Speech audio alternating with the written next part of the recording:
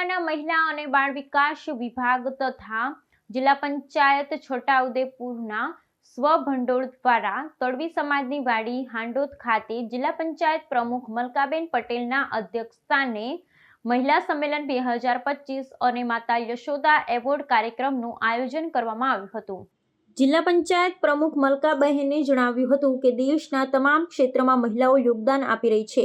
કેન્દ્ર સરકાર અને રાજ્ય સરકારની વિવિધ યોજનાઓ થકી મહિલાઓ આત્મનિર્ભર બની છે। આંગણવાડી કાર્યકર અને હેલ્પર કાર્યદક્ષતાથી સેવાઓ પૂરી પાડી છે। તેમને પ્રોત્સાહિત કરવાના ઉમદા આશયથી રાજ્ય સરકાર દ્વારા દર વર્ષે માતા યશોદા એવોર્ડ આપવામાં આવે છે। આ પ્રસંગે ધારાસભ્ય અભયસિંહ તડવી એ પ્રાસંગિક ઉદ્બોધન કર્યું હતું। આ વર્ષે જિલ્લા કક્ષા મુખ્ય સેવિકા 1, કાર્યકર 1 અને હેલ્પર 1 એમ કુલ 3 ને તાલુકા કક્ષાના 9 ICDS ઘટકના 9 કાર્યકર ને 9 હેલ્પર આમ કુલ 21 માતા યશોદા એવોર્ડ આપવામાં આવ્યા હતા। આ પ્રસંગે મહાનુભાવોના હસ્તે વહાલી દીકરી યોજનાના લાભાર્થીઓને કીટ વિતરણ કરવામાં આવી હતી।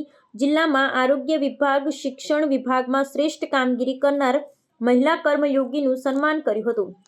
આ કાર્યક્રમમાં તાલુકા પંચાયત પ્રમુખ દીપિકાબેન તડવી, જિલ્લા પંચાયત કારોબારી ચેરમેન શર્મિલાબેન રાઠવા, મહિલા બાળ વિકાસ સમિતિમાં ચેરમેન ધર્મિષ્ઠાબેન રાઠવા, જિલ્લા પંચાયતના સભ્યો, સંખેડા મામલતદાર, ટીડીઓ, છોટાઉદેપુર જિલ્લાના વિવિધ ઘટકના CDPO સહિત મોટી સંખ્યામાં આંગણવાડી કાર્યકર, તેડાગર બહેનો ઉપસ્થિત રહ્યા હતા।